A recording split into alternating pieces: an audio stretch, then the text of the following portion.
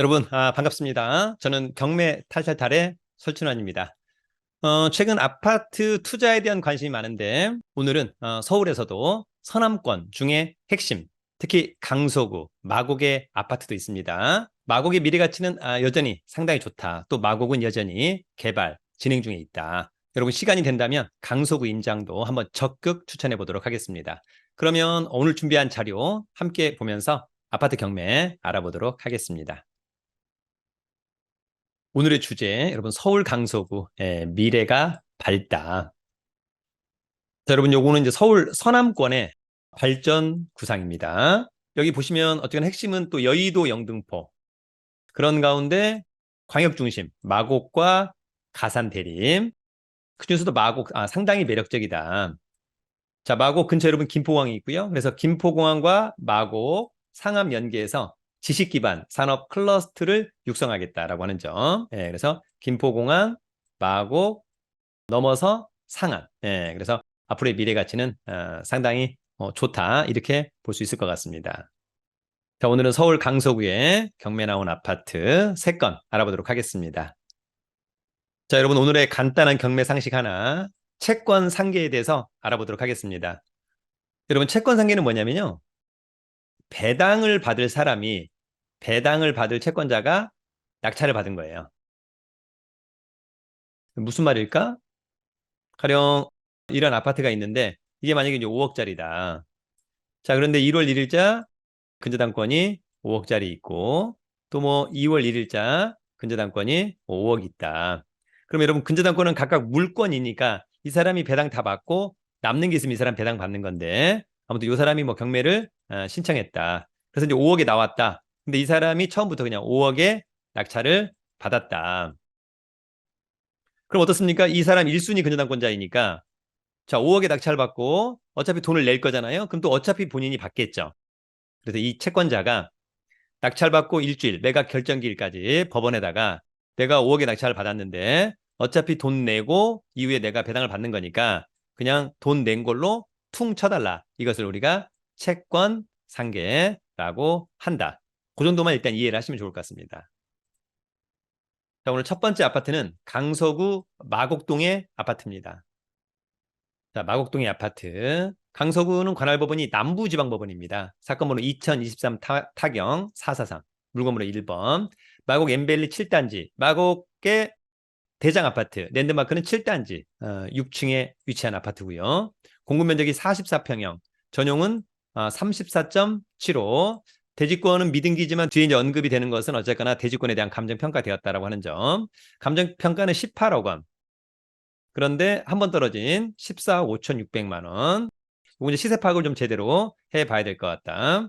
관심 있다면 2023년 11월 15일에 서울 남부지방법원 신분증 도장 입찰 보증금 가지고 입찰에 참여하면 좋을 것 같고요.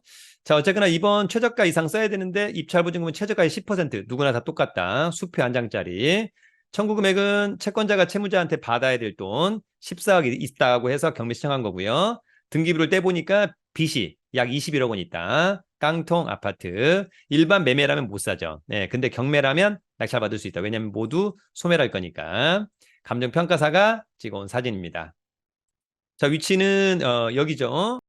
일단 엠베르 7단지가 마곡의 핵심. 여기 이제 9호선 마곡나루역, 9호선과 공항철도 더블 역세권, 그 다음에 5호선의 마곡역, 그 다음에 녹지뷰도 상당히 좋죠. 그 다음에 롯데몰이 멀지 않다라고 하는 점은 강점. 보타닉 공원도 멀지 않고요. 그 다음에 이제 차를 가지고 올림픽대로 곧바로, 그 다음에 강변북로 곧바로 여러 가지가 좋다. 그리고 일자리도 대단히 많다. 그런 점에서 마곡은 좋다. 자, 일단 2014년산 9년차 괜찮죠? 15층 중에 6층 좋고 전용 34.75 좋아 보인다. 자, 이 사건 말소 기준 권리는 국민의 근저당권. 낙찰되면 다 없어지죠. 조사된 임차인에게 없는 거 보니까 소유자가 점유 사용하고 있는 것 같습니다. 자, 그럼 권리 분석은 한방 매각 물건 명세서로. 자, 이 사건 말소 기준 권리 2014년 8월 14일자 근저당권. 조사된 임차인에게 없음. 특별히 문제가 없죠. 떠나는 임차인 없다. 대주권 미등기지만 대주권 포함 가격이다. 그래서 대주권은 취득한다. 그래서 특별히 권리상의 문제는 없는 것으로 보입니다. 자, 시세는 마곡 엠블리 7단지 요 면적이죠. 예, 얼마 전에 18억 3천만 원에. 예, 그래서 아마 이번 최저가는 굉장히 매력적으로 보인다. 다시 한번 현장 가서 체크를 하고요. 자, 그럼 오늘 저희 두 번째 관심 아파트는 강서구의 가양동의 아파트입니다.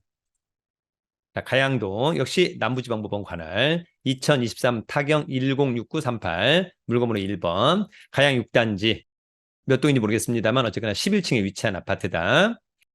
공급면적 18평형, 전용 11.98, 대지권 5억 6천인데 한 번 떨어져서 4억 4천 8백만 원이라고 하는 점. 감정평가사가 찍어온 사진. 일단 주차난이 좀 많이 심각하지 않을까 뭐 그런 생각을 한번 해보기도 하는데 현장 가서 체크를 해봐야 될 것 같고요.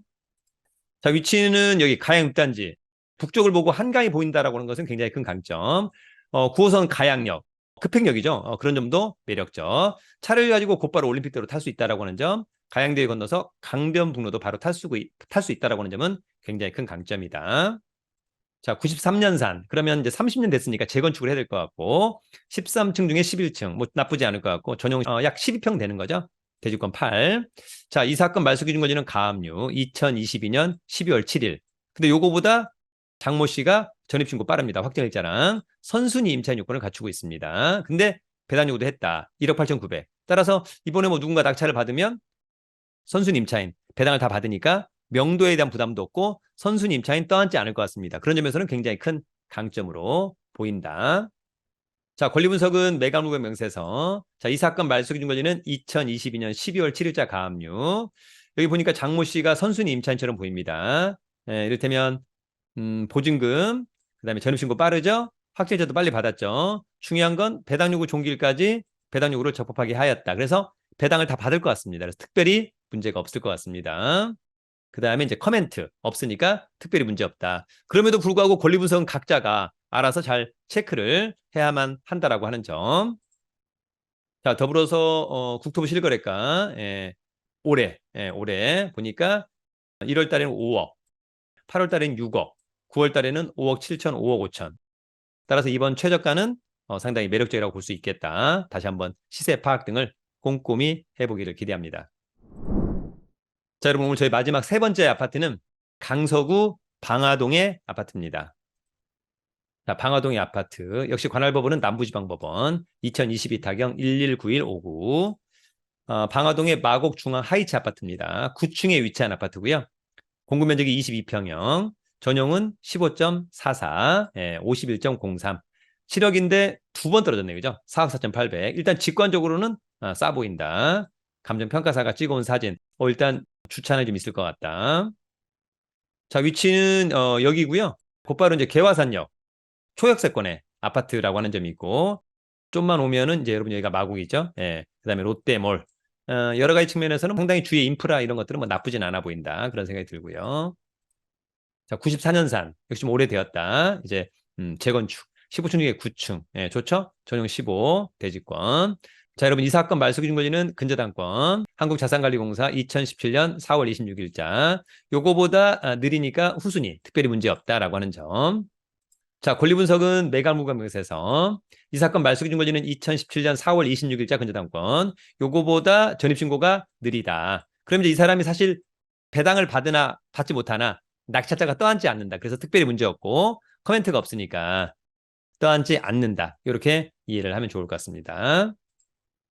자, 국토부 실거래가 올해 봤더니 같은 면적 초반에는 한 4억 9천 정도 하다가 최근에 5억까지 갔다가 한 4억 2천까지.